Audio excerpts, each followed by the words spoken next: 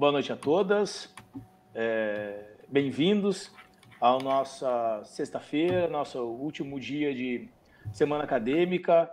É uma satisfação enorme estar aqui dividindo esse espaço com vocês. Quero fazer uma saudação especial ao professor Mauro e, com isso, saudar a nossa instituição, fazer uma saudação também especial à nossa coordenadora, professora Daniele, e com isso os meus demais colegas, professores que estão aqui nessa noite, bem importante e especial para nós. Prof. Renata, que é um prazer e uma honra estar dividindo essa noite também com a colega. Trocamos ideias várias vezes aí no decorrer da organização dessa semana acadêmica e sempre pensando o melhor para os alunos e o melhor para essa semana acadêmica, porque faço aqui uma pequena quebra de protocolo. Quando nós professores, nós colegiado, pensamos a semana acadêmica, foi com uma dedicação especial ao ponto de suprir informações ou suprir dúvidas dos alunos durante todo o curso. Não apenas conteúdos voltados para uma matéria ou outra, mas sim que viesse a agregar conhecimento nessa pesquisa, nessa academia, nessa graduação de todos os nossos alunos. E a prof. Renata foi uma parceira importante nisso, na hora de nós pensarmos o que nós iríamos conversar. Tanto que já aproveito, faço uma saudação aos alunos da prof. Renata lá da Engenharia, que estão aqui nos acompanhando. Sejam bem-vindos. Conversávamos agora há pouco aqui em off, no nosso backstage, né? O quão importante é essa multidisciplinariedade, essa participação de alunos de outras ciências, outras formações, uma vez que nosso tema de hoje, como a professora Renata brilhantemente estava falando, é um tema que se comunica com a nossa vida, não apenas com uma profissão. Então, sejam todos bem-vindos, espero que tenham um aproveitamento da melhor forma possível. Matheus, quero também te agradecer, cara, porque se a razão dessa semana acadêmica existir são os alunos, a razão deles estarem assistindo é por você. Então, Matheus, meu caro, obrigado por todo o apoio aí, a semana inteira tu foi incansável em nos ajudar. Sempre é um trabalho de extrema qualidade que tu nos presta, então, pô, brigadaço aí por todo o apoio. Sabe que um jovem senhor da meia idade teria problemas com a tecnologia, então que bom que tu tá aí para nos auxiliar. Deixa eu apresentar nossa convidada especial, e eu quero começar dizendo que, obviamente, que a pandemia não nos deixou em nada de bom, mas ela nos ensinou algumas coisas, e uma delas foi que as distâncias podem sim ser encurtadas, né? Nossa convidada, a professora Ângela, de pronto, eu agradeço muito a sua participação, está falando conosco no Rio de Janeiro, numa sexta-feira. Então, tenho total certeza que tinham outros compromissos e que, no início, aqui faço uma observação importante que eu costumo falar em sala de aula. Na época da academia, que temos amigos em comuns, como o Giancarlo e o Marcelo, na época da academia, alguns professores falavam que os verdadeiros pesquisadores, aqueles que gostam do tema, aqueles que estão instigados a pesquisar e que querem instigar a pesquisa, são pessoas de extrema facilidade no contato e no tato.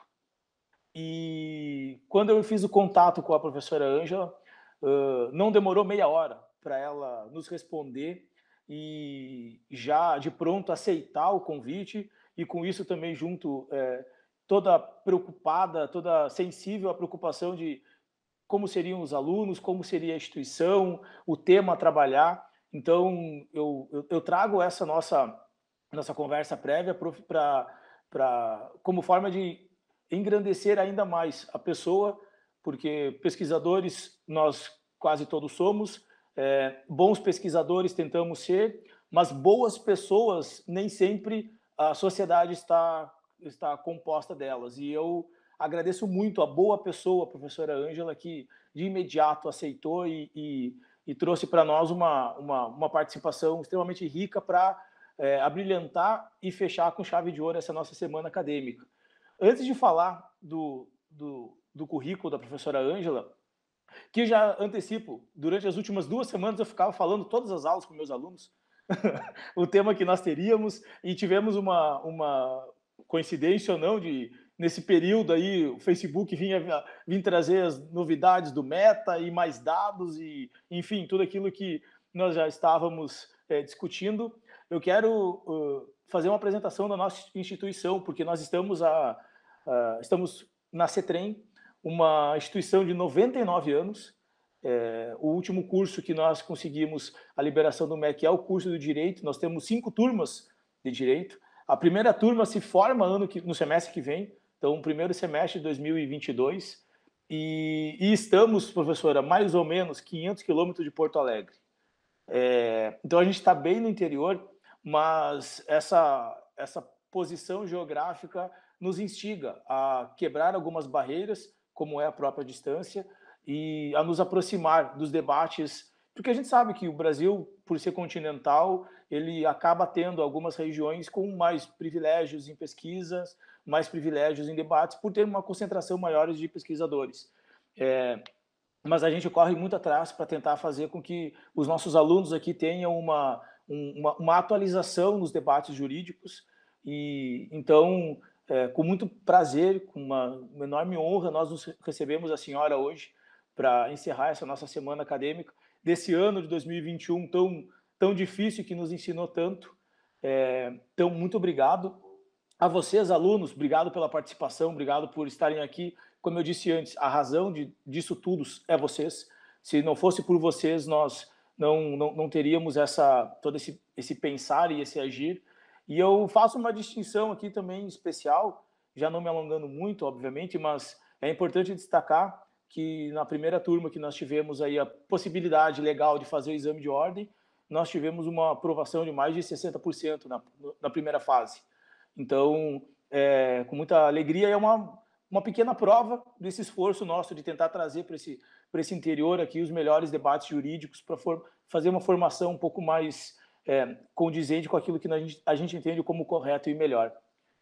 Sobre nossa palestrante de hoje, pipoca e o chimarrão, já que estamos no Rio Grande do Sul, ou tererê pelo calor, porque aqui também faz muito calor, né? E hoje, por sinal, é um dia muito quente. Mas tererê pipoca na mão, porque o mini currículo que a professora Ângela nos mandou é uma síntese do tamanho da pesquisadora que ela é.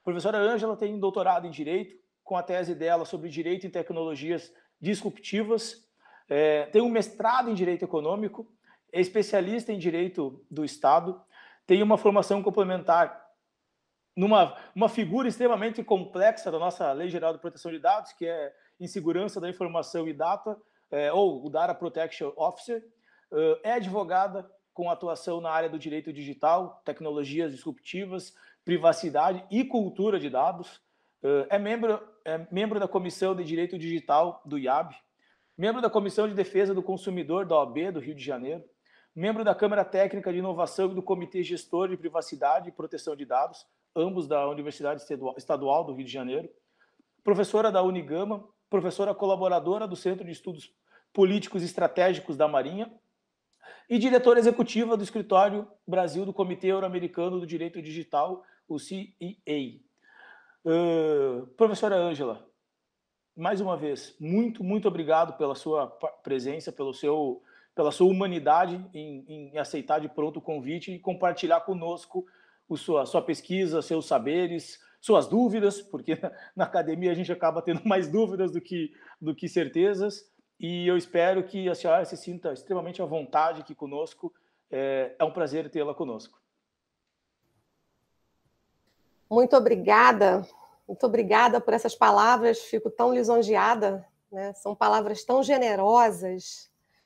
Agradeço esse honroso convite da instituição CETREM, né, na pessoa do professor João Vitor e da professora Renata Leal, que me recebem com tanto carinho aqui esta noite. Gostaria também já de saudar esses alunos, esses 60% de alunos que já obtiveram esse resultado positivo. Isso é muito bom, né? São degraus de uma jornada e eles já começam muito bem a subir essa escada nessa jornada do direito. Também gostaria de saudar o público que nos assiste, especialmente, claro, os alunos do direito, das engenharias, sistemas de computação. Desse estado aqui que é tão querido para mim, que é o estado do Rio Grande do Sul. Uma honra para mim estar aqui com vocês nessa noite que é um pouco chuvosa aqui no Rio de Janeiro, diferente daí, mas tem um calorzinho, aquele calorzinho básico do Rio de Janeiro.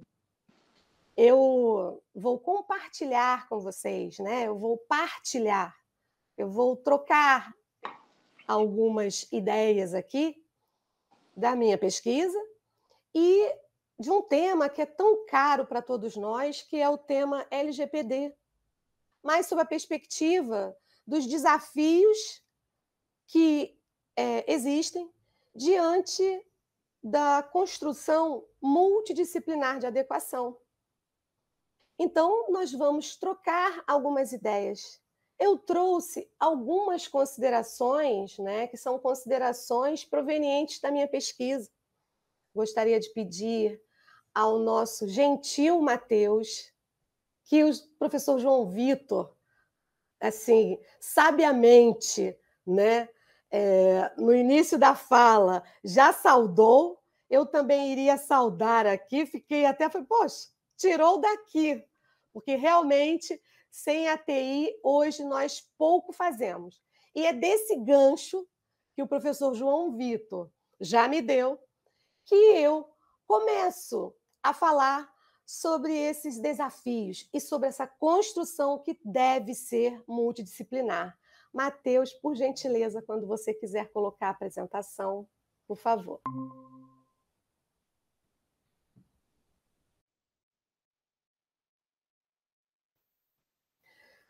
Muito bem, né? Nós vamos trabalhar hoje um tema que é muito caro, né? Que é o tema, né, relacionado à Lei Geral de Proteção de Dados. Nesse tema, nós vamos debater, por favor, o segundo slide, o próximo. O que nós vamos debater? Nós vamos apresentar uma visão geral da lei, né? E aí eu separei alguns aspectos que eu considerei interessantes para a nossa conversa, que é um escopo, né? Os fundamentos, partes e suas interfaces. Depois, num segundo momento, nós vamos trabalhar os objetivos da LGPD, porque tudo aquilo que a gente objetiva fazer, a gente precisa ter clareza de quais são esses objetivos. E o nosso objetivo aqui é falar de adequação, mas de uma adequação diferente, uma adequação sob a perspectiva multidisciplinar. E dentro desses objetivos, nós vamos falar sobre a extensão do artigo 1º, que muitos não esmiuçam. E vocês perceberão comigo o quanto é importante esmiuçar, né, e identificar essa extensão. E no terceiro momento, eu trago esse tema da adequação, propriamente dito, e os desafios que temos para construir essa adequação sob essa perspectiva multidisciplinar. E vamos apresentar aí, eu vou apresentar para vocês os desafios desse processo de adequação, porque é um processo, como vamos verificar. Então, o próximo, por favor. Só que, o que acontece? O próximo, Matheus, por favor. Só que o que acontece? Não, o próximo é esse? O próximo não seria um... Deixa eu ver. Esse. Obrigada, tá, Matheus? Vejam só. Quando a gente estuda uma lei no direito, né, a gente se depara com um contexto maior do que a lei. E nesse próximo slide aí que o Matheus vai nos ajudar, que é um slide que mostra o mundo girando,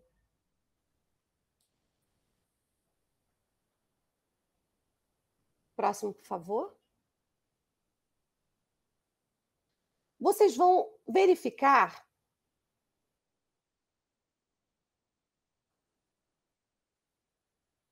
tá, normal, normal, o anterior. Tá, então deixa eu parar aqui só um minutinho. Isso é comum, gente, isso é normal. Compartilhar Esse é um dos novamente. desafios, viu? Esse é um dos desafios. É entender que a lei, ela também depende de outros aspectos, né? Eu vou falar um pouquinho enquanto o professor João Vitor compartilha. Ela depende de outros aspectos, que a lei ela não existe em si num pedestal, né? Mas ela é parte de um contexto maior. Esse contexto maior é uma sociedade que precisa de conexão, de uma boa conexão, conexão de qualidade. Próximo. Isso, é o terceiro. Uma conexão de uma conexão de qualidade. E aí isso envolve, a conexão de qualidade envolve distribuição de antenas, né?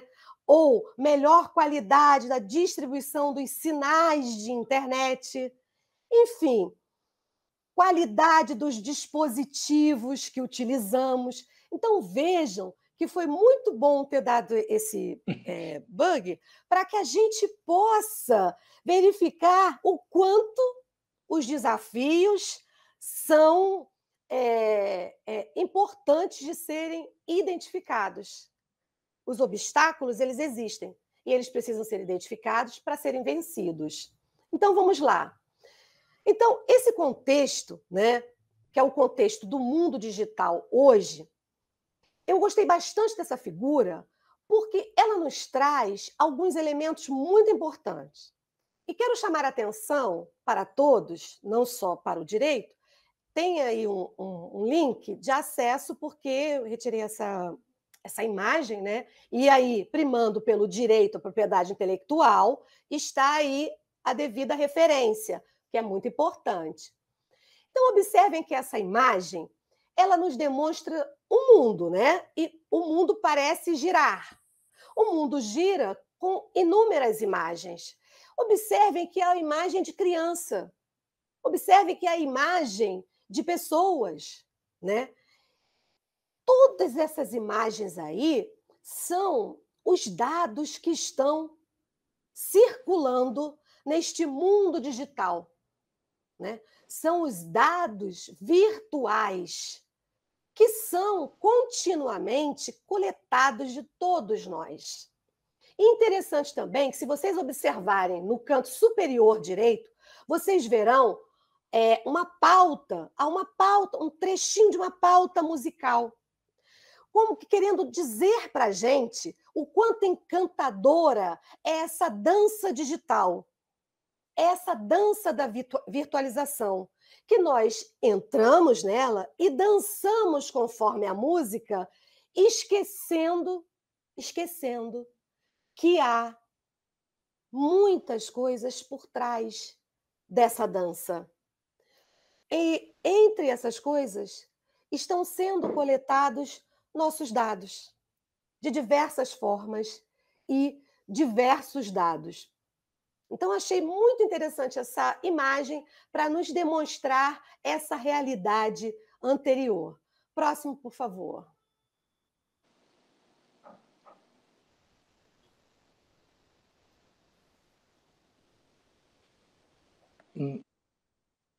Tudo bem, não tem problema. Essa realidade que está mostrando aí, né, ela mostra também, nessa imagem, ela mostra também a rapidez, né, que a gente vive hoje na sociedade. É tudo muito rápido, né? É tudo muito dinâmico. Velocidade, e aí os colegas das engenharias, da matemática, do sistema de computação, conhecem bem isso, né? Essa rapidez, essa velocidade que hoje nós, profissionais do direito, devemos atentar. Inclusive, o professor Peter Diamandis e Steven Kotler, eles se debruçaram sobre uma pesquisa para falar sobre essa nova realidade, essa dinâmica, né, e esse futuro rápido, num livro intitulado O Futuro é Mais Rápido do que Você Pensa. Esse livro é muito interessante e traz toda essa convergência, que vamos falar agora nesse slide, essa convergência tecnológica. Por quê? Porque inúmeros impactos advindos da inteligência artificial, da automação, principalmente a robótica, a biologia sintética, o blockchain, enfim, né? Tudo isso se juntou, né? A impressão 3D, enfim, tudo isso se juntou num conglomerado, né? De uma forma sinérgica e convergente. E hoje, a tecnologia convergente, ela junta inúmeros conhecimentos para nos trazer novos cenários. E novos cenários que são principalmente identificados pela informação, que é essa parte superior, né? A questão cognitiva, ou seja, como aprendemos, como divulgamos, como nós trocamos informações, né? A nanotecnologia, que é muito importante, né? E aí a gente tem o salto quântico, as tecnologias de pequena dimensão e a biologia fazendo uma junção, né, convergente aí, sinérgica dessas tecnologias, né, no campo da saúde. Então, vocês observem que esse estudo, né, da lei, ele deve ser um estudo com esse caráter inter e multidisciplinar, porque há inúmeras interações entre seres vivos, todo tipo de ser vivo, né? Entre dispositivos, né? Os sistemas artificiais, e esse novo desenho, né, nos permite expandir e melhorar nossas capacidades cognitivas, nossa comunicação, nossa saúde, enfim, e também acreditamos nós e queremos acreditar em nosso ordenamento, né, jurídico e na nossa ordem social, que todas caminhem também para um maior bem-estar. O próximo, por favor. A gente, enquanto vem o próximo, né, é importante que a gente tenha essa visão dos impactos, né, que estão acontecendo diariamente na nossa vida, na nossa forma de agir, na nossa forma de sentir, na nossa forma de pensar, e como essas mudanças mudam nossas relações, né? E mudam todas as coisas, né? E mudam toda a estrutura da sociedade. O que era físico hoje se tornou digital, né? E às vezes, olha que coisa interessante, né? Mais uma vez, os colegas aí das exatas sabem muito bem o que eu falo, né? O que é a realidade aumentada? O que é a holografia?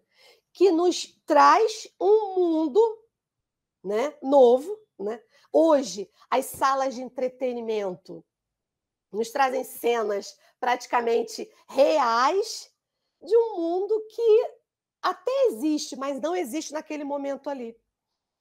E nos traz sensações. Sensações que provocam mudanças em nós.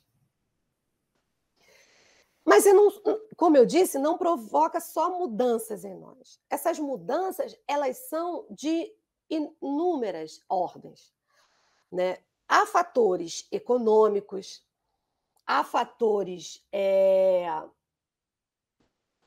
sociais, né? E vamos ver aqui o primeiro fator que é importante para registrar, né? Que é o fator econômico. Esse fator ele não pode escapar das exatas, assim como também ele não escapa do direito. O direito, ele sempre está debatendo a questão econômica, né? E eu trouxe aqui, propositadamente, 3 reportagens, as 3 são da revista, perdão, reportagens não, indicações de uma única informação da revista Forbes 2021. É muito interessante. E eu vou fazer um exercício contrário para vocês, ó. Vejam só. Embora tivéssemos passado em 2020 por um período pandêmico, né, forte, intenso, em todo o mundo, nós temos as grandes empresas detentoras da hegemonia tecnológica com a constatação, né, e a publicação de aumento dos seus ativos e lucros. E aí eu trago para vocês o lucro do iPhone, né, da Apple, Samsung, mas com elas, essas cifras aí de bilhões, também alcançou Amazon, Airbnb, Microsoft e outras, demonstrando que, embora houvesse uma diminuição do mercado de trabalho, problemas econômicos. Aliás, o Banco Mundial publicou, e isso no site é muito fácil acessar, no Banco Mundial, o relatório deles do ano passado, que indica que não foi possível alcançar a redução dos níveis, né, dos índices de miserabilidade no mundo, né, de pobreza, que havia uma meta que o Banco Mundial tentava alcançar. E, infelizmente, do ponto de vista global, isso não foi possível. Vejam, essas duas informações, né, ou seja, aumento da miserabilidade, o empobrecimento da população, o desemprego, né, a mudança das relações de trabalho, vai quase se chocar, se você for analisar mais profundamente, com esse outro fator, né, que é o aumento dos ativos e dos lucros das empresas hegemônicas de tecnologia. Eu trago no próximo slide, se não me falha a memória, os fatores econômicos, né?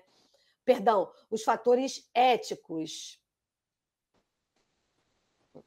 E os fatores éticos, é muito importante também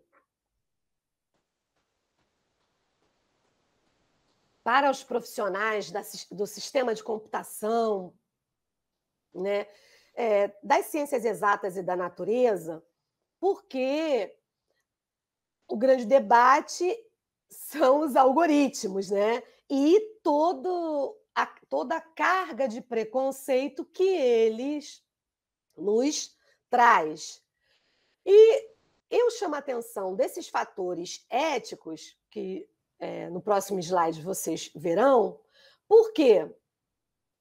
Porque nós sejamos do direito ou das demais ciências, nós não podemos descartar. Os fatores éticos, eles têm influência direta até no nível de aceitação das novas tecnologias. Nesse novo slide que veremos aí, vocês vão identificar, olha só, os fatores éticos, né? Com duas informações que afetam diretamente as instituições, sejam públicas ou privadas. E aqui eu estou abrindo o leque do termo instituição, tá bem? Abrindo mesmo assim, até com as mãos, ó, abrindo o leque. Por quê? Porque é uma preocupação que, até em algumas disciplinas, né, das engenharias, eu eu dou uma cadeira chamada Engenharia na Sociedade, e é muito interessante, porque eu trabalho, né, justamente esse aspecto aí na formulação de programas, enfim. Bom, então, o primeiro é acerca eh, dos lucros, né, colocados acima da segurança, que foi uma declaração da ex-funcionária do Facebook, né. Aí está o link também para vocês acessarem, né, diretamente, mas eu quero trazer apenas essa informação, entre tantos escândalos envolvendo o Facebook, e não somente Facebook, né, a Amazon também teve no início do ano retrasado, também um escândalo referente à contratação de pessoas, porque o seu software descartava pessoas que tinham o sobrenome latino. E aí houve a verificação, né? E eles retiraram do site e tiveram que refazer o processo de seleção. Bom, mas eu trouxe esse aqui, que é mais recente, e trouxe também esse registro, né, do hospital nos Estados Unidos, que revelou, né, o privilégio de algumas pessoas que, segundo a informação, estariam na fila, né, aguardando um tratamento. É claro que há inúmeros é importante, né, analisar inúmeros fatores, né, desse software, não sei, enfim, dessa política, né, desse hospital, né, mas o fato é que houve uma falha, né, desses algoritmos. Mas o que eu gostaria de chamar a atenção aqui? Algoritmos, software, plataformas, enfim, tudo isso é pensado, é elaborado, é estudado, é realizado por pessoas. Nós somos seres humanos, passíveis de erro, passíveis também, eu vou até tirar a palavra erro, nós somos passíveis de equívocos, de análise, né? Nós temos cargas em nós que são cargas não só genéticas, né? Mas cargas, além de genéticas, cargas de cunho familiar, de cunho religioso, de cunho social, que nos, né, tendenciona para um lado ou para o outro, enfim. Está aí um outro aspecto importante desse encontro multi e interdisciplinar. Porque é no encontro entre as ciências, e aí, né, trazendo não só as exatas, mas as ciências sociais, né, e esses valorosos profissionais da ciência política, da antropologia.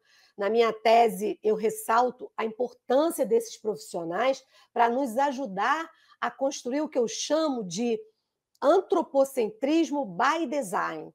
É um trecho da minha tese, né? O que é isso? É essa análise do homem enquanto ser pensante vivente numa sociedade, né, culturalmente constituída. E são esses que trarão para nós essa carga de informação. No próximo slide, né, eu trago já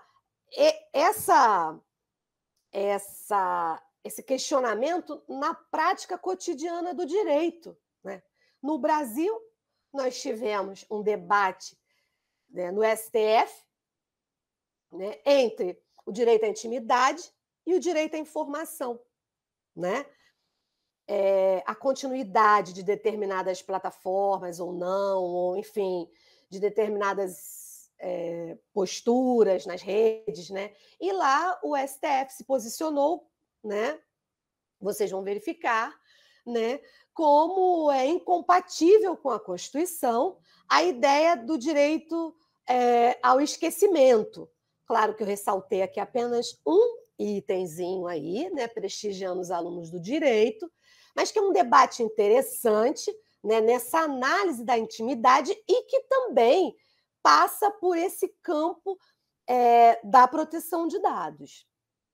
E no campo econômico e social, né, eu trouxe o caso Ford, que foi, agora recentemente, a dispensa de trabalhadores em massa. Esses trabalhadores, né, eles foram dispensados pela fábrica da Ford na Bahia e, se não me falha a memória, em Minas Gerais também. Tá? Entrando na página da empresa e também pelo Google, vocês acessam facilmente, tá? As demissões em massa da Ford, que ocorreram em abril, se não me falha a memória. Mas foi muito divulgado. Até o governador da Bahia, lá na Bahia, tentou conversar com a empresa. Por quê? E por que eu trouxe esse dado? Porque aí eu trouxe dois informes, né? Um com esse caráter econômico e ético, né? E o outro com esse caráter econômico. Por quê? Para que vocês vejam o quanto isso interfere e também para que vocês vejam que o nosso sistema, o sistema constitucional, privilegia, sim, a proteção da automação na forma da lei. Então, observem que a nossa Constituição, lá, o artigo 7º, para quem não é do direito, é o artigo lá que está dentro do título, né? É um capítulo dos direitos trabalhistas, que está dentro do título maior, que são os direitos e garantias fundamentais, né? Que a Constituição privilegiou, e o direito ao trabalho. Né? Então, considerando toda a possibilidade, evidentemente, da inovação, né? A liberdade, a livre iniciativa, lá do artigo 3º, né? Como um direito fundamental, né? Mas considerando também o direito ao trabalho e à dignidade humana, que não pode ser descartado, né? E desprezado nas análises aí das demais ciências e quando da elaboração desses aplicativos, enfim, de todos os softwares, né, no campo das ciências exatas. Então,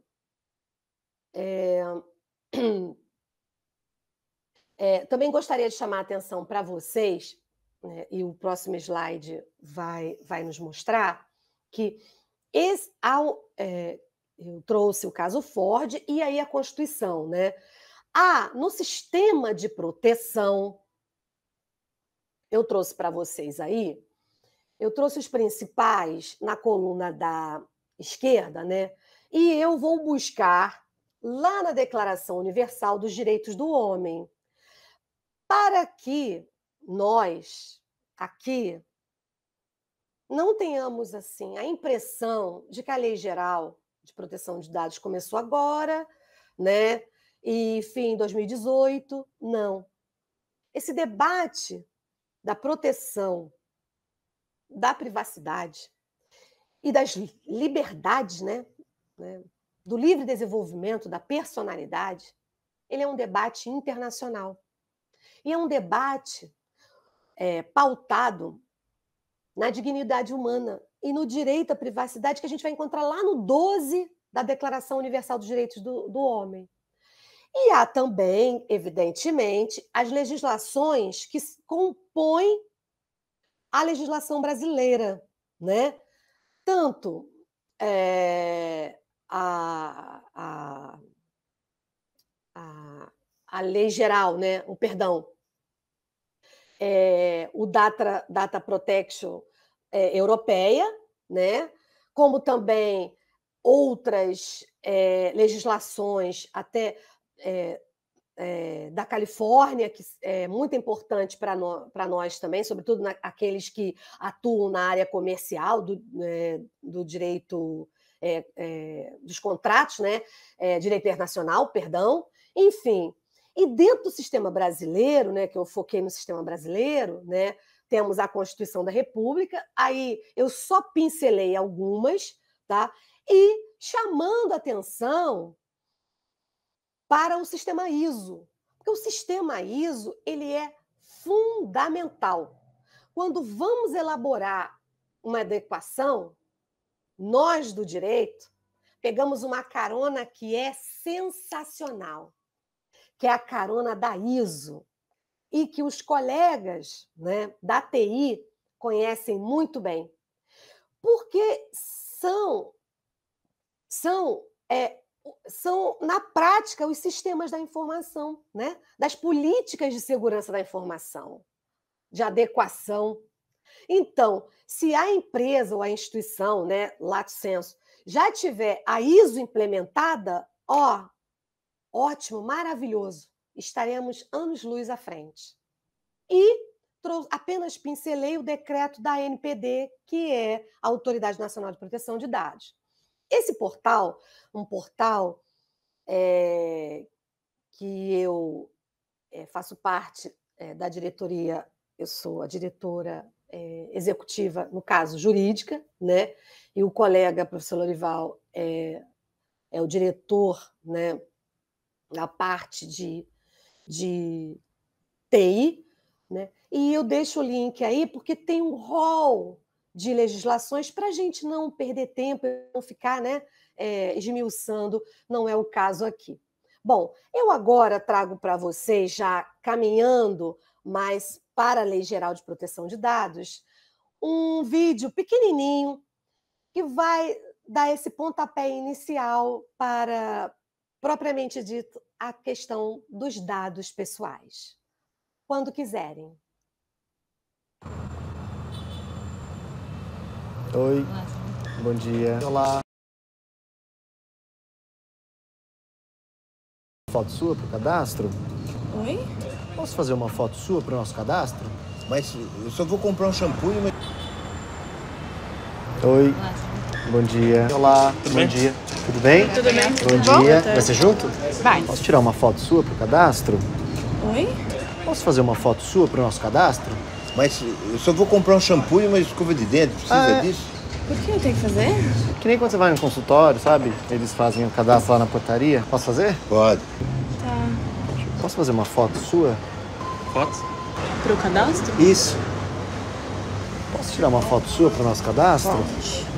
Olha aqui, por favor. Mas o cadastro ganha desconto? Posso fazer uma foto sua para o nosso cadastro? Agora, posso fazer uma de perfil também? Para a gente ter uma segunda informação do seu rosto. Pode ser? Posso coletar uma impressão digital sua para atualizar aqui também? Nossa, tudo isso? Para ver se você consegue um desconto ou alguma promoção? Ótimo. Pode ser o polegar também? De todos os dedos? Foi? Foi. Agora da outra mão também, o indicador e o polegar, tá? Mas pra que é isso? É que nem no banco, você não coletou lá a sua impressão digital, então não tem problema nenhum também você deixar aqui.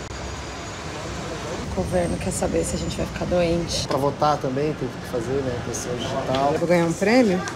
Não, vai ganhar uma foto. Posso tirar uma foto pro seu cadastro? O nome do seu melhor amigo. Hã? Meu melhor amigo. Ah, é pro nosso cadastro aqui. Marta? Marta? Você tem animal de estimação? Qual que é o nome dele? Falta só uma pergunta. Qual que é o nome da sua mãe? Tem como passar normal só? O que é normal? CPF, RG? Só meu CPF, se eu tenho algum convênio para ter um desconto, alguma coisa. Então CPF é normal, RG, data de nascimento. Entendi.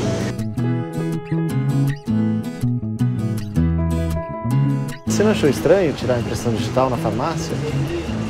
Não? Não. No banco tira, né? Às vezes em algum escritório, alguma coisa assim. Normalmente eu não passo de jeito nenhum. Só quando eu faço o cadastro no lugar. Aí você confia. Você não achou estranho de perguntar isso? Eu achei. É, pra eu comprar um desodorante é bem estranho. Então, em outros lugares, tudo bem passar, né?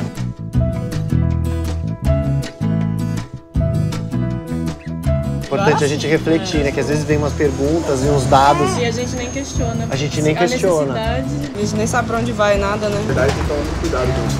Eu parei pra pensar a hora que você falou só do cachorro. E ela passou os dela pra você? Veio a data de fácil, amiga. Sou facinho. Às vezes a gente passa um monte de informação sem saber pra quê, né? Sim.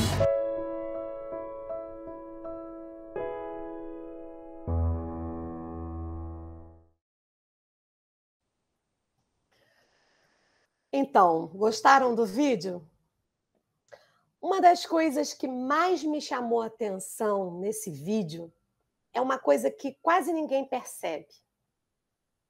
É a boa-fé.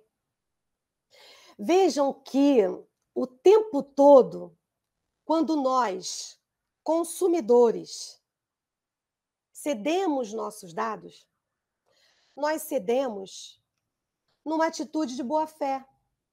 Já pararam para pensar nisso? E o direito tem que ficar atento com isso. Por quê? Porque a boa-fé, ela fundamenta as relações de consumo. Porque imaginem vocês, se vocês tivessem que desconfiar de todo o feijão que vocês compram no mercado, ou de todo o pão da padaria. Ora, ou o café, uma água mineral. Será que essa água mineral está suja? Será que ela tem bactérias? Enfim, se você fosse desconfiar de tudo, você não iria adquirir nenhum produto, nenhum serviço. Será que este site vai me entregar mesmo? E o que pauta essas relações, que são relações consumeristas? A boa-fé. Então,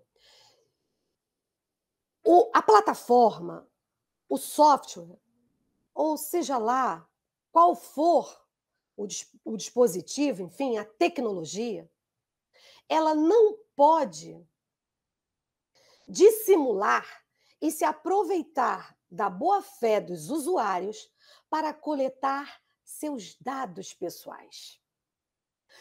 Porque ela estará contribuindo para a própria derrocada dela mesma, tendo em vista o aumento da desconfiança dos consumidores.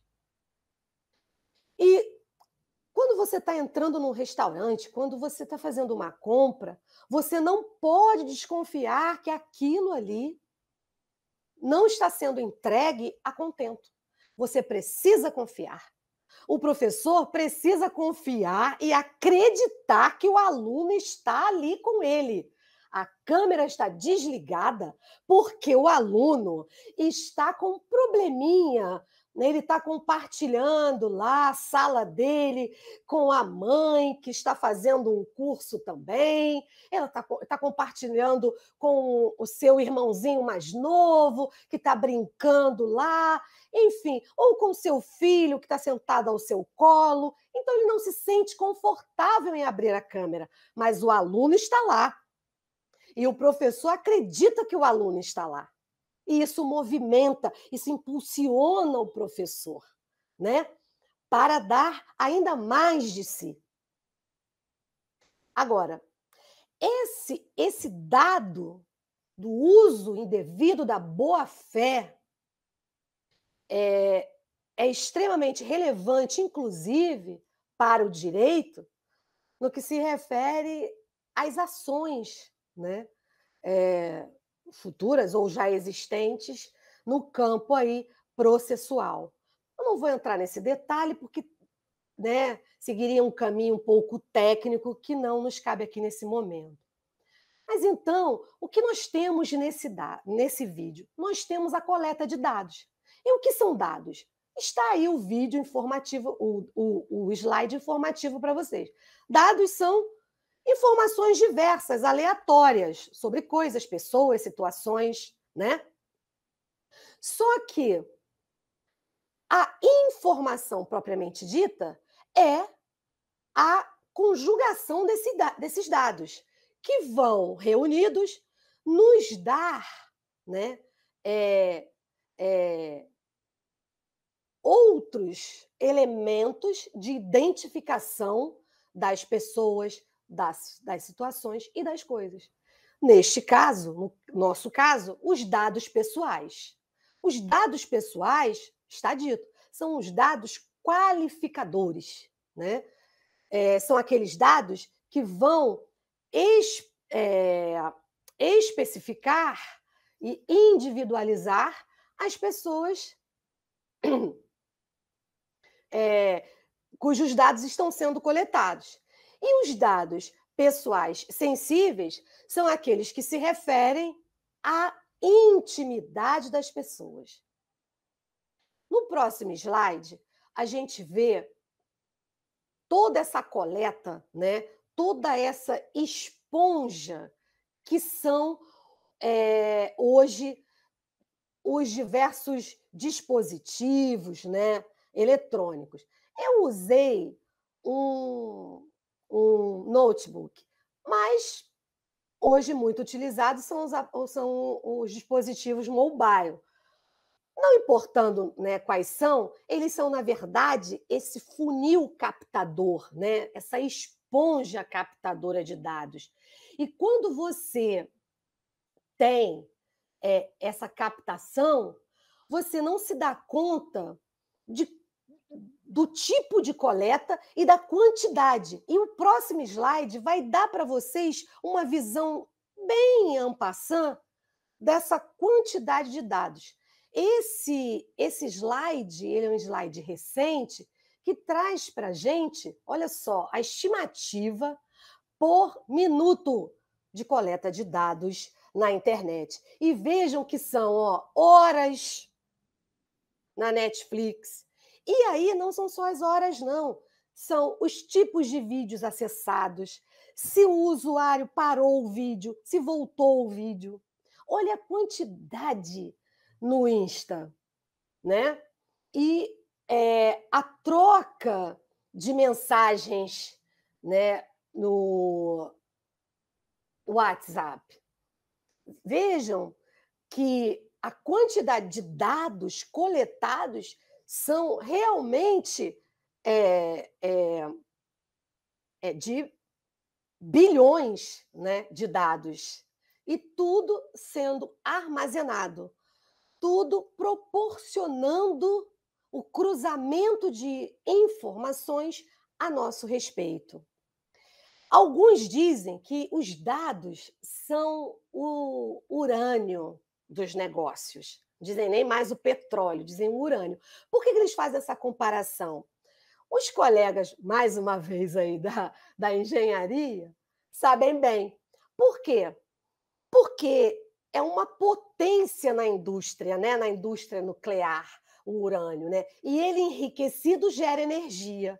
E os dados pessoais são bases, né, para inúmeras informações a partir de várias técnicas, machine learning, enfim, que vão potencializar, né, informações, né, a nosso respeito. Vocês vejam que uma maçã é só uma maçã. Mas uma maçã, ela pode ser vermelha, grande, mastigada, e aí ela vai dando outras informações para a gente, né?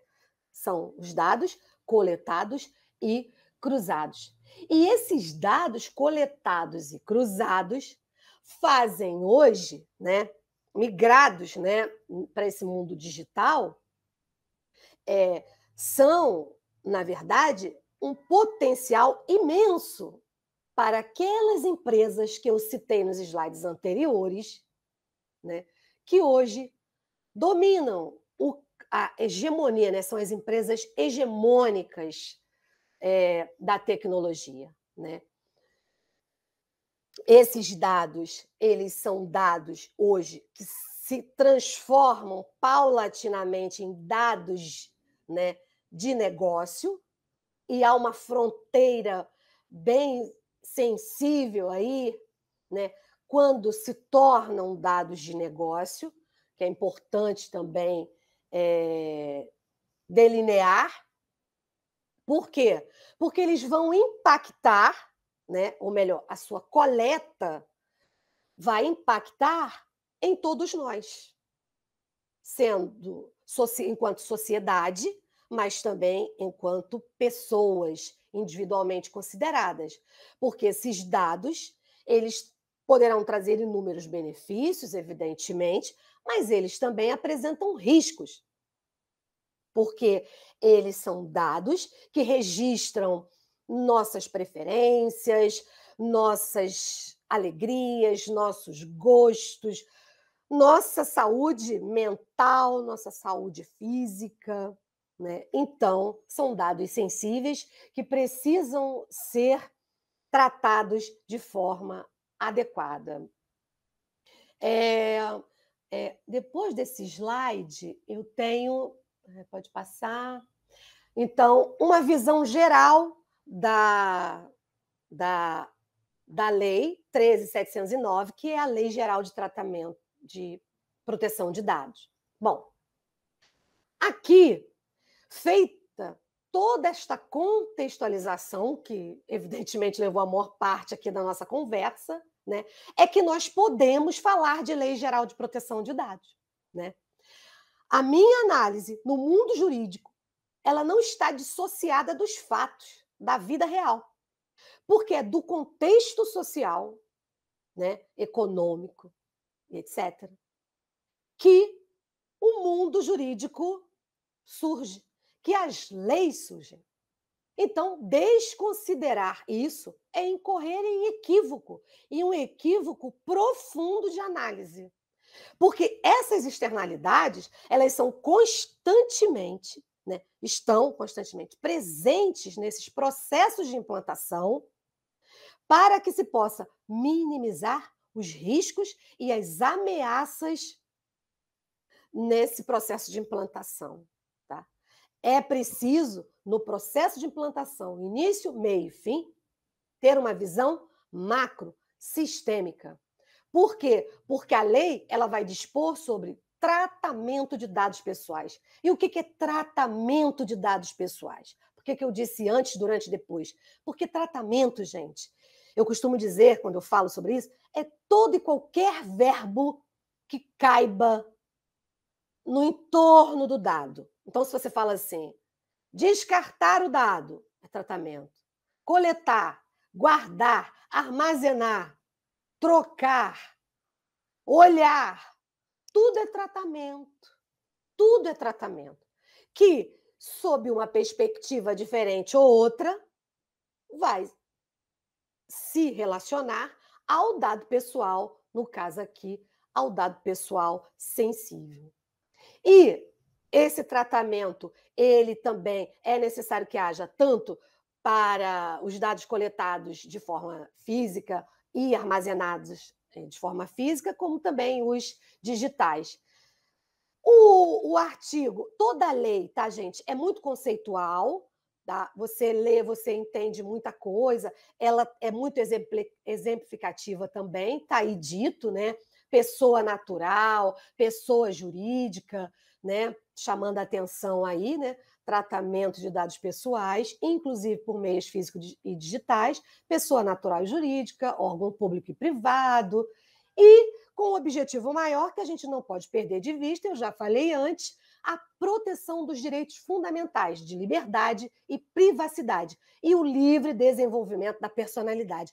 E por que livre desenvolvimento da personalidade? Eu quero lembrar a vocês que ainda há pouco eu falei da boa-fé. E eu falei da boa-fé por quê? Porque quando determinadas plataformas indicam para você a compra de um determinado produto, ela o faz porque ela coletou inúmeros dados seus, dados que são desde a sua movimentação do mouse, movimentação da tela, tempo que você fica na tela, produtos consultados. E na hora que ela oferta um produto para você, gratuitamente, saiba de uma coisa: o produto gratuito ofertado não é o produto é você. A oferta é um brinde que vai com você, com o seu dado pessoal, que é o verdadeiro produto dessa oferta. Então, é muito importante assinalar que esta forma de coletar os dados, de utilizar, e eu vou arriscar dizer, de forma, coletar de forma bastante questionável os dados pessoais dos usuários, é ferir o livre desenvolvimento da pessoa natural. Porque eu vou adquirir um produto que surgiu na minha tela, incentivado, lembram-se da música que eu falei no primeiro slide? Incentivado pelo encantamento da tela e não pela minha vontade própria. E também lembrar aqui a PEC 17, que foi aprovada, do direito da proteção de dados como um direito fundamental no nosso ordenamento jurídico. Bom, aí o próximo slide, eu falo, né, o que são os dados pessoais para a lei. Os dados pessoais, aí também vocês podem ler com mais calma depois, né? Só vou chamar a atenção aí para a questão de serem os dados relacionados à pessoa natural, né? Que é identificada ou identificável. E aí, quando eu digo identificável, é aquela pessoa natural que eu coleto dado A, dado B e dado C, então eu digo, é fulano. Olha, chama-se... professor... vou chutar aqui. É membro da Câmara Técnica de Inovação da UERJ. É professora do Rio de Janeiro. Está fazendo uma live para a Semana Acadêmica da CETREM. Qual o nome desta professora? Ora, dado A, dado B, dado C, claro, consequentemente, são dados que podem me identificar. Então, são, né, pessoa natural identificada, propriamente dita, é a professora Ângela, ou identificável. Essa eu concluo que é a professora Ângela. E o dado pessoal aí, vejam, como eu disse para vocês, os dados pessoais sensíveis, eles estão... Como é que vocês, que não são do jurídico, vão identificar? Você para e pensa assim, está relacionado à minha intimidade? Pode até usar você mesmo como exemplo. Está relacionado à minha intimidade, à minha personalidade? O profundo assim do meu ser, né? E a lei, ela é explicativa, dado referente à origem racial, ética, opinião política. Interessa alguém saber se eu votei em A ou em B, em C? Ainda mais hoje, né? Com tanta agressividade, aí é que não interessa mesmo, né? Se votou em A ou em B. Ou, se não votou, não interessa. Por quê? Porque um dado pessoal sensível só interessa o detentor, a pessoa natural e a sua íntima personalidade. E a lei diz no item 3º aí, o dado anonimizado. O que é o dado anonimizado? Ou, né, pseudo-anonimizado. O pessoal da TI também conhece bem. Que é aquele dado que eu camuflo, né, através das técnicas de camuflagem, para que ele não identifique a pessoa. Agora, vejam bem, pessoal do direito. Na minha humilde opinião, e salvo melhor juízo, eu entendo que o dado anonimizado continua sendo dado pessoal sensível. Vejam, há uma suspensão, ao meu ver, há uma suspensão desse caráter sensível do dado, mas ele continua sensível, ok? Em qualquer momento de vazamento e de, no caso, descriptografia do dado, né? E podendo identificá-lo, né? Vocês vejam que ele se torna sensível. Então, para mim, é uma questão de suspensão do caráter sensível, mas ele não deixa de ser sensível, como defendem alguns colegas. No próximo slide, eu trago para vocês as partes, né? E também é muito fácil, está lá na lei, no artigo 5º, né? As partes são pessoa natural, né? O titular, o controlador, que é aquela pessoa que tem realmente, né, o volante para guiar todo esse processo aí, né? É ele quem tem a batuta, né? É um maestro que vai dizer: este dado eu vou arquivar, este dado eu vou usar para isso, para aquilo, né? Ele tem a batuta. O operador é aquele que trabalha a mando do operador, né? Tem uma responsabilidade aí solidária aí, né? Vai depender também muito do contrato, né? Como o contrato estiver estabelecido, né? O operador, por exemplo, é aquela nuvem contratada para armazenar os dados. E o encarregado, né? Que é essa figura aí do Data Protection Officer, que eu prefiro o nome encarregado, eu sou bem brasileira, né? Eu prefiro esse nome, porque ele está encarregado de acompanhar todo o processo de adequação, né? E ele é uma pessoa indicada pelo controlador, mas vejam só, ele não é a pessoa do controlador, porque se fosse, ele não poderia nem ser encarregado. Ele deve ser uma pessoa de fácil acesso, né? Ele deve ser uma pessoa cujo telefone, e-mail esteja à disposição, porque o usuário tem que ter acesso ao encarregado. O encarregado é a ponte que liga a instituição à ANPD. E por isso eu coloquei aqui a ANPD. Aí vocês perguntam, ué, mas a ANPD não é parte aqui? Exatamente, não é parte. Mas, para mim, Ângela, eu entendo que ela, digamos assim, seja assim, aquela companheira das partes. Por quê? Porque ela é o que eu chamo de parte em stand-by. Quando eu falo sobre isso, eu falo, a ANPD é uma parte stand-by. Ela aparece quando o usuário reclama. Ela aparece quando surge a necessidade de elaborar medidas de proteção, enfim, medidas práticas, né? De compliance, ou mesmo quando a ANPD edita as normas de fiscalização das instituições. Bom, no próximo slide, eu trouxe um pouquinho da ANPD para vocês, para mostrar para vocês a potência da ANPD. Ela é um órgão que ela funciona quase como uma autarquia, embora ela seja um órgão da administração federal, tá, gente? Ela está ligada à presidência da República. Mas ela é um órgão de super importância, né? E responsável, tá aí, dito, não precisa repetir, por zelar, que é horrível, né? O palestrante ficar lendo o slide inteiro, poxa. Claro que, guardadas as devidas exceções e muito valorosas, temos as pessoas que carecem da visão, né? E por isso eu falo um pouco do meu slide, né? Para que essas pessoas que carecem de visão também possam ter ideia do que eu estou falando. Então, aqui eu tenho um slide da ANPD como um órgão da administração pública e responsável, né? Pelo zelo da proteção de dados, por elaborar diretrizes políticas de proteção de dados, etc. Né?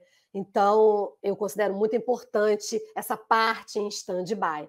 Já no próximo slide, eu vou trazer para vocês, e já caminhando para o final, seguindo agora, me perdoem se eu estou ultrapassando muito a hora, mas eu acabei, porque o professor João, ele cometeu assim, eu vou falar, ele cometeu um erro, gente. Ele disse assim, não, professora, fica à vontade. Ai, meu Deus, não pode falar isso para professor. Fica à vontade. Gente, eu amo a docência. Então, estar com vocês aqui nessa sexta-feira maravilhosa e dispensar inúmeros convites, né, para um bom chopp e tal, tem que ser uma coisa mesmo que se faz com amor. E eu faço, assim, com muito amor. E por isso eu saudei as palavras do professor João Vitor no início. Palavras tão generosas e que refletem, sim, um pouco de mim, né? É com muita satisfação que eu estou aqui. Então, Prof. Ângela, desculpa interromper, mas aqui tem bis in idem. Fique à vontade novamente, viu? Fica bem tranquila. Tá bom. Então, nós temos aqui os fundamentos, né? E por que eu trago os fundamentos e não trago os princípios e tal? Por um motivo muito importante que, novamente, a engenharia... Aí vocês vão pensar assim, peraí, ela é da engenharia ou é do direito? Bom, novamente, a engenharia vai ajudar muito. Essa palavra fundamento, sabe como é que eu explico? Seguinte, o que é o fundamento, gente? Quando a gente vai construir, quando a gente vai edificar uma construção, a gente prepara os fundamentos, os pilares de sustentação. As sapatas, né? Faz aquele buraco lá no chão, não é assim? Coloca o concreto, os ferros e tal. E depois, então, sobem as colunas de sustentação daquela edificação. Do contrário, bichinho, se segura, isso pode cair, né? Então, os fundamentos, e por isso a engenharia, né, a construção civil é tão potente, porque ela está ali, ó, calculando tudo. E aquelas aulas lá de cálculo, que os alunos da engenharia fogem tanto, elas são importantíssimas, né? Calcular o peso e tal, enfim. E aí, brincadeiras à parte, essa questão, essa ideia, né, de pilares de sustentação nos ajuda muito aqui, porque os fundamentos são pilares de sustentação. E os pilares de sustentação da política de adequação e de todo esse processo da LGPD está no respeito à privacidade, na autodeterminação informativa, na liberdade de expressão e informação, inviolabilidade da intimidade, desenvolvimento econômico e tecnológico, livre iniciativa, concorrência, claro, né? E defesa do consumidor, e todos resumidos nos direitos humanos, o livre desenvolvimento da personalidade e dignidade da pessoa humana. Então, eu resumiria todos, né? Eu até teria colocado o 7 no lugar do primeiro, né? E daí sair todos os outros, 7.1, né? 2.1.1.1 e assim sucessivamente. Porque é isto que se quer proteger. E aí, quando nos slides anteriores eu trouxe para vocês os fatores econômicos, os fatores éticos, eu trouxe para vocês esse aspecto, né, da livre concorrência, mais do respeito à defesa do consumidor, à boa-fé, né? O artigo 3º da Constituição, né, que é da dignidade humana, né, associado à livre iniciativa e tal. Quando eu fiz esse caldeirão de informações para vocês, para contextualizá-los, não foi à toa. Foi porque eu queria apontar para os fundamentos. Esses fundamentos que estão na base de construção dos processos de adequação da LGPD.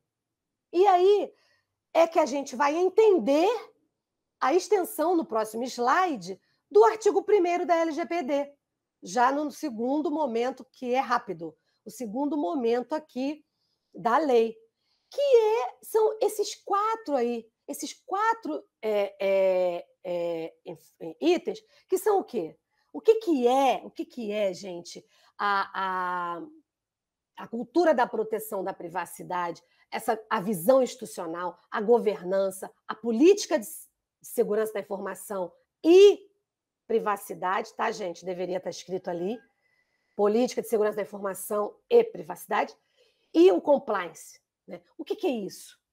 Gente, vejam, esses são os fundamentos. Esses 5 aí são os pilares da adequação. Por isso, eles devem ser vistos em conjunto, um com o outro, um complementando o outro. É isso que vai formar a cultura da proteção e da privacidade de uma instituição. E é isso que determina o compliance lá no final.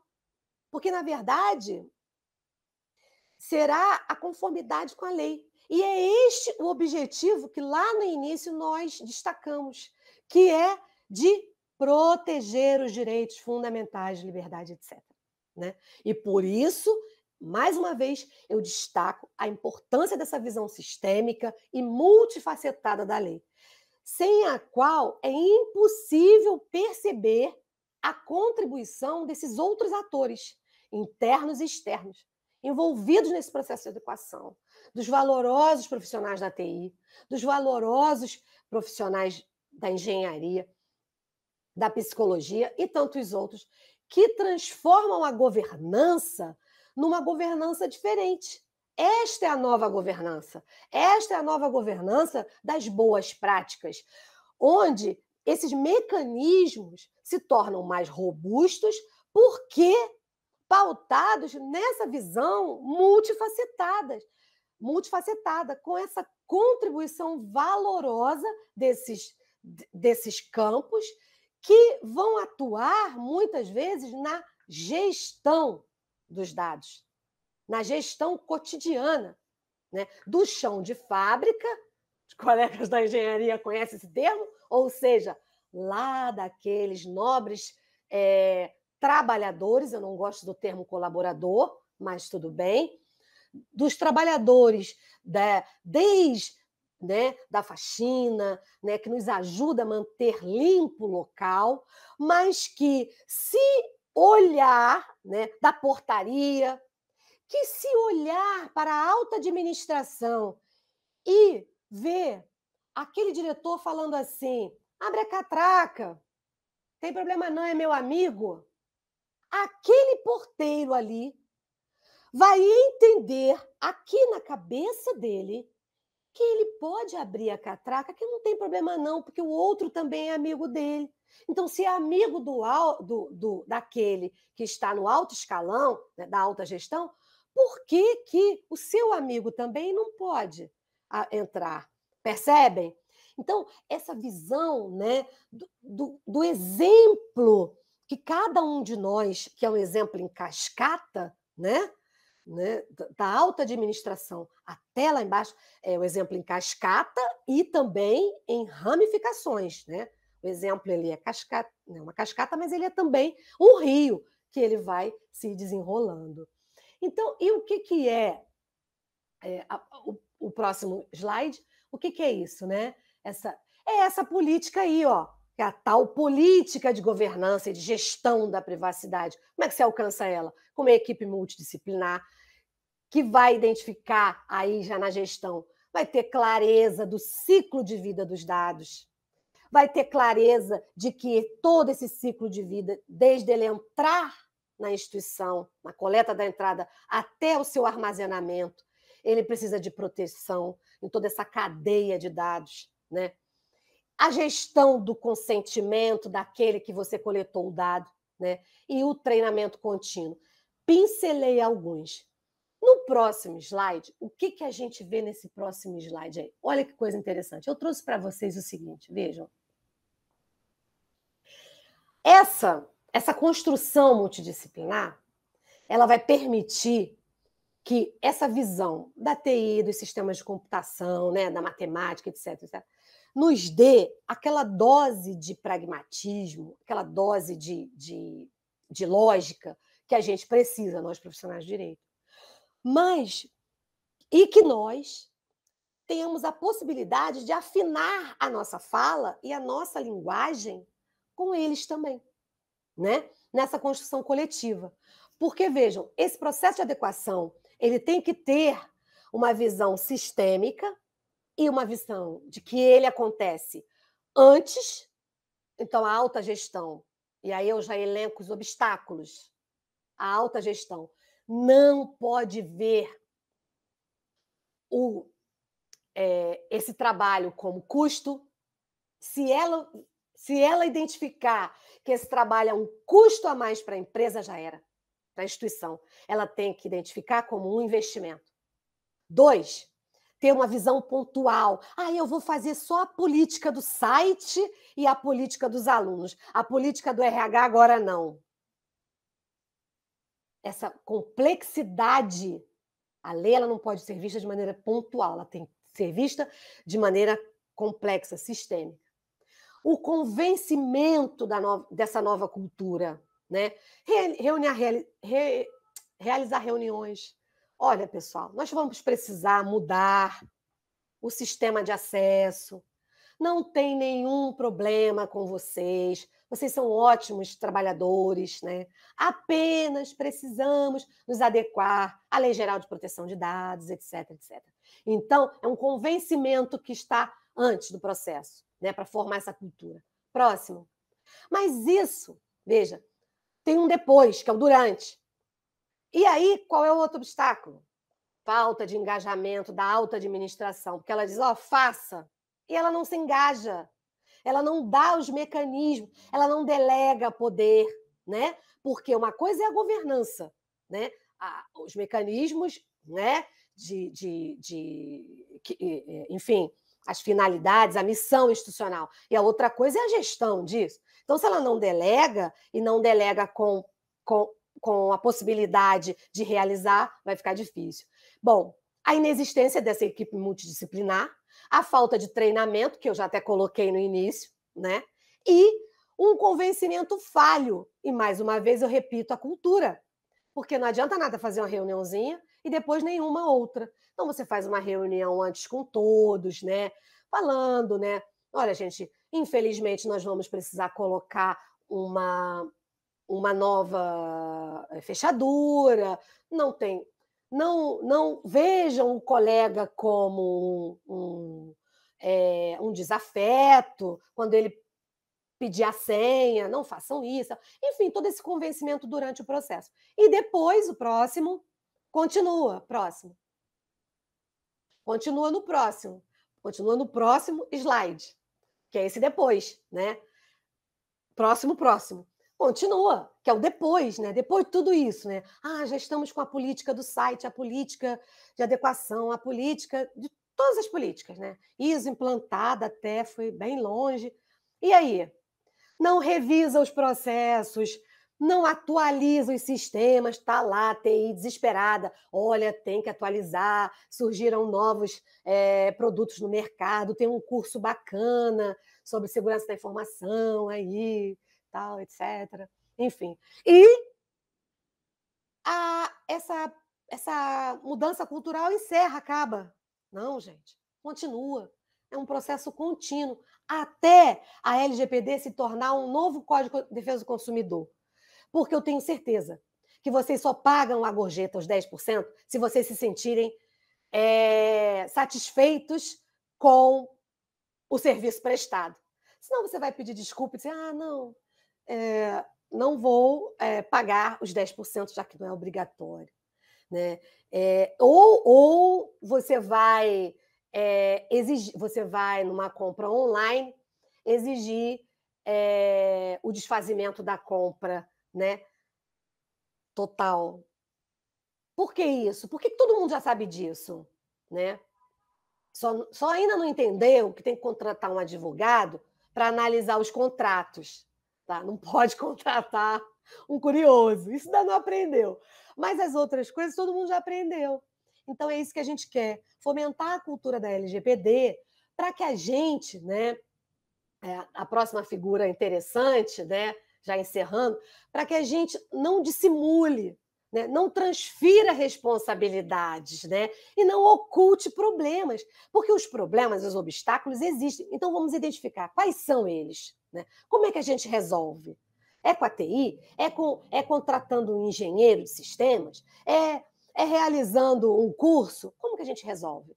Mas, para a gente dizer como resolve, a gente tem que assumir que tem um problema.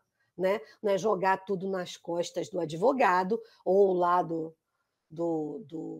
pessoal lá que manipula. Né? Não adianta nada. O Matheus aqui, né, que tanto nos ajuda, né? Se ele não tivesse a compreensão do professor João Vitor, da professora Renata, não é verdade? No início das transmissões, e a sensibilidade deles e de vocês também. Então, vejam que toda essa é uma construção coletiva, né? É uma construção que nos leva a compreender que o jeitinho não está funcionando, o jeitinho não está bacana, né? Porque o jeitinho ele não vai alcançar o equilíbrio, o jeitinho ele vai empurrar o problema para cima de alguém. Né? E eu termino com a busca do equilíbrio. Né? O que é essa busca do equilíbrio? Eu trouxe duas notícias que nos ajudam a entender por que esse equilíbrio é tão importante. Olha só. As câmeras são horríveis, a coleta de informações é horrível, porque são os dados das pessoas, etc. Né? Ok. Vejam, todo cuidado é necessário. Toda tecnologia traz riscos. Toda tecnologia é ameaçadora. Assim como, gente, toda construção de uma ponte, de uma casa, também traz riscos. É um pedreiro que dá uma martelada no dedo, é o proprietário que, de repente, foi demitido, não esperava, tem que parar a obra. Então, vejam que toda escolha, né, todas as ações implicam em benefícios e riscos e ameaças. A busca pelo equilíbrio é importante. E vejam aí, um jovem, né, condenado a 18 anos de prisão por conta de uma câmera que o filmou, né, foi inocentado. E depois, um novo, né, dispositivo lá do iOS, né, que diria a empresa que facilitaria a gravação e a disponibilidade, acabou por colocar em risco, né, a integridade física das pessoas por facilitar aí a exposição. Eu creio, quero fazer um parênteses aqui, que esse nudes aí, ele está relacionado, por isso que até está entre parênteses, entre aspas, eu coloquei, tá, gente? Só porque, como eu tirei de UOL, e o pesquisador toma esse cuidado, só tomar cuidado aí para o nudes não estar relacionado a alguma técnica de captação de imagens, tá bom, gente? E não propriamente o nudes em si, tá bom? É isso. Então, encerrando, eu quero dizer que esse equilíbrio, né, e essa visão sistêmica a gente alcança se a gente trocar as nossas lentes, né? Eu tenho vários óculos, porque eu de perto eu só enxergo essas letrinhas assim na tela, fica muito embaçado, de óculos. Aí fica a letrinha pequenininha, então eu tenho que colocar meus óculos aqui assim, de perto, e de longe sem os óculos. Aí eu fico nesse charme, coloco os óculos, tiro os óculos. E esse trocar de lentes é muito importante, porque quando eu estou com os óculos, eu enxergo aqui, mas se eu olhar com esses mesmos óculos, né, para o além ali, o infinito, eu não vou ver nada. Então, trocar as lentes, as nossas lentes, é fundamental. E eu tiro essa frase do Howard Z, lá do direito penal, quando ele trata da justiça restaurativa. Ele vai falar assim, ó, mais ou menos assim: eu preciso olhar com um novo olhar o campo do direito penal para tentar restaurar as relações de convivência entre as pessoas e, sobretudo, um olhar diferenciado sobre as vítimas, né, do crime. Então, trocando as lentes da imagem, da nossa imagem, né, trocando as lentes do papel que o direito exerce hoje, né, que é um papel assim de altíssima relevância, né, para alcançar soluções mais adequadas a essa nova realidade, eu encerro e gostaria de agradecer ao professor João essa oportunidade aqui, me colocar à disposição para vocês aqui. Me desculpem, que eu acho que eu me alonguei. Desculpa. Que isso, professora Ângela, não tem nada que pedir desculpas. Vou fazer aqui uma confissão. Nós tínhamos conversado previamente, né, professora? Acho que uns 40 minutos é suficiente para falar. E aí eu vou mudar a lente, como bem falado, vou mudar a lente da interpretação para dizer, se foi mais, é porque estava bom. Porque se fosse ruim, assim como ninguém paga os 10% quando não está satisfeito, se estendeu a mais é porque estava bom, e eu posso certificar isso pela participação do pessoal aqui no chat. Então, parabéns pela fala. Eu fui anotando Natural, né? E aí, com essa tecnologia nova, eu tenho anotações aqui no Word, tenho anotações no papel. Eu só queria fazer uma pequena observação aqui importantíssima. As meninas solteiras que estão nos ouvindo, por favor, namorem alguém do TI. Porque o que o Matheus fez nessa noite, ele vai com certeza caminhar com vocês de mão dada, fazer carinho, tirar foto. O cara é um polvo. Porque ele conseguiu, do computador que estava em outro lugar, acessar, fazer toda a transmissão dos slides. Então, Matheus, mais uma vez, não foi à toa o que eu disse lá no início. E, felizmente ou infelizmente, devido aos problemas técnicos, de novo tu conseguiu demonstrar que, se não fosse por vocês, não estaríamos fazendo dessa forma. Então, brigadaço mesmo, Matheus. Professora Ângela, eu tenho algumas, não perguntas, mas instigações, porque, por coincidência, eu dou aula de consumidor e dou aula de empresarial. E eu toco nesses assuntos com os meus alunos, e eu acho que a gente está quando falamos dos dados, acho que nós estamos num momento interessante de reconhecer, ou pelo menos conhecer, então, que os dados estão se tornando rapidamente uma propriedade. O vídeo que tu bem passaste na apresentação mostra, né, um dos consumidores ali na farmácia dizendo, tá, mas eu vou ganhar desconto. Ou seja, já tem uma cultura nascendo falando, meu dado é um patrimônio.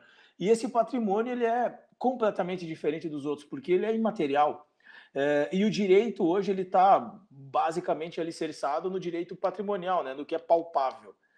Então a gente tem aqui é uma opinião, nós temos uma revolução do direito breve, que vai acontecer em pouco tempo, para conjunturar essa imaterialidade de patrimônio em proteção, obviamente, em reconhecimento, valoração, enfim. Então, eu achei fantásticas as colocações e a parte final, então, quando traz esse exemplo do trabalhador, não do colaborador, mas do trabalhador na empresa, eu acho que para quem está nos ouvindo agora, aqui, sexta-feira, 9 da noite, que semana acadêmica, há pouco tempo atrás nós estávamos nela, né? A gente via, sexta-feira, eu já estou segunda, terça, quarta, quinta, então, sexta é a sexta. Mas para quem está agora aqui nos ouvindo, eu acho que tem uma mensagem absolutamente importante aqui, que é uma nova atuação do profissional do direito.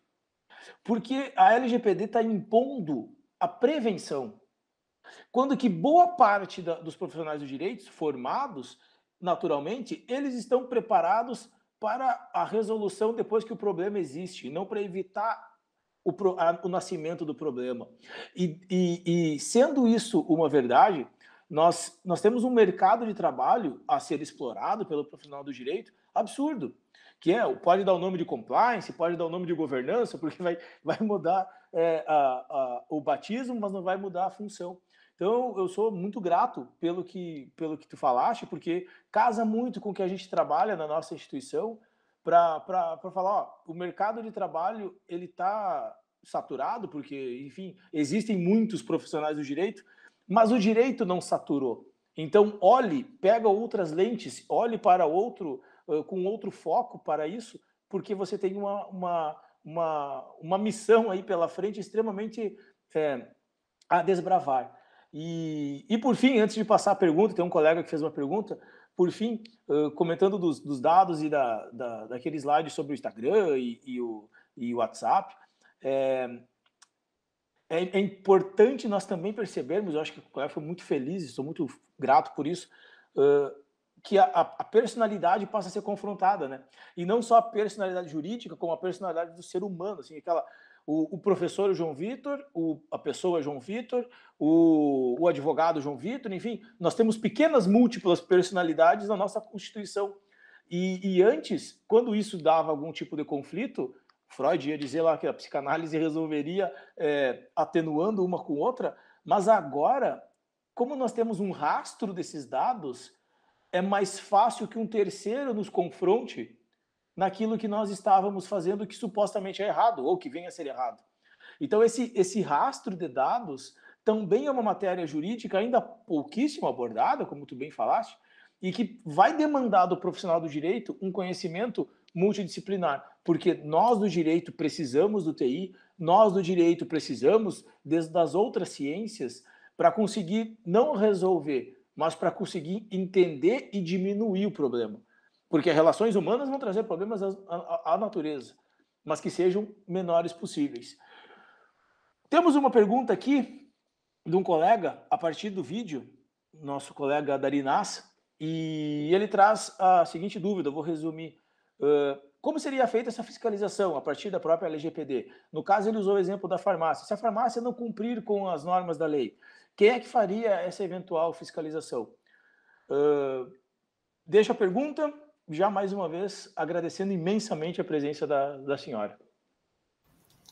Obrigada pela pergunta, né? Essa pergunta ela é importante porque ela traz exatamente aquela parte que eu falei que a parte em stand-by, que é a ANPD. A ANPD é o órgão, né, gestor do controle da fiscalização que, em último caso, por que em último caso? Porque quando você tem uma coleta indevida, um uso indevido do dado, um vazamento, ou se você desejar simplesmente, né, que seus dados sejam modificados ou apagados, você se dirige à instituição, né, através do encarregado. Mas se isso não ocorre, você então pode denunciar à Autoridade Nacional de Dados, né, porque ela é o órgão fiscalizador, né? E a autoridade ela faz essa fiscalização diretamente em contato com a instituição. Por isso é importante, por isso que eu disse que o encarregado, ele é essa ponte, né? Porque, veja bem, a gente precisa compreender também que estamos numa fase transitória, né? Ou seja, as empresas estão em processo de adequação. Tudo bem, a gente entende que há uma cultura no Brasil de que, deixa só amanhã, né? Eu só vou estudar para a prova amanhã, hoje à noite, a prova é amanhã, eu só estudo hoje à noite. Não tem uma coisa assim, né? Deixa sempre para o final. Então, e muitas empresas acabaram deixando para o final. Então, é importante o encarregado, porque ele quem vai fazer essa ponte e vai, consequentemente, dar esse retorno para a própria instituição. Olha, há muitos pedidos de exclusão de dados, ou, enfim, há muitas reclamações sobre o site. E, então, a partir daí, a própria empresa ela tem condições e ela deve, né, dar uma resposta àquele que fez a consulta. Tá? E, então, posteriormente, não havendo a resolução direto com a ANPD, que, aliás, já tem no site da ANPD, inclusive, um link com a disponibilização para você pedir informações e fazer reclamações. Eu acho que eu respondi. E muito bem, porque a parte final da fala, da primeira fala, ela é importantíssima porque ela traz uma novidade jurídica, né? A ANPD, junto com o Código de Defesa do Consumidor, vão ter que achar uma forma de fiscalizar e punir, e o consumidor, então, no caso do exemplo da farmácia, ele acaba tendo, talvez, a partir de agora, multiferramentas de defesa, né? Se caso um não consiga, ou houver uma eficiência diferente, o outro vai acabar tendo que fazer isso. Professora Ângela, mais uma vez, sem ser redundante, porque é merecimento. Muito obrigado pelo tempo, muito obrigado pela disponibilidade, obrigado por destinar a parte da pesquisa, a parte do conhecimento conosco. Como eu disse antes, nada na pandemia foi bom, mas ela nos ensinou que as distâncias podem ser diminuídas, então é de extrema felicidade nós podermos dividir essa noite de sexta-feira com a senhora. Eu vou avisar os nossos alunos que a professora Ângela deixou um e-mail para nós, Então, caso alguém tenha alguma dúvida, pode encaminhar para mim, para a professora Renata, que, por sinal, teve um problema de internet e não conseguiu retornar, mas vocês podem entrar em contato conosco, mandando as dúvidas, que a gente repassa para a professora Ângela e assim a gente acaba construindo um saber melhor. Obrigado pela presença de todos, obrigado pela participação, obrigado pela paciência, espero que tenha sido de extremo proveito a vocês e deixo aqui meus mais sinceros agradecimentos. Professora Ângela, mais uma vez, muito obrigado.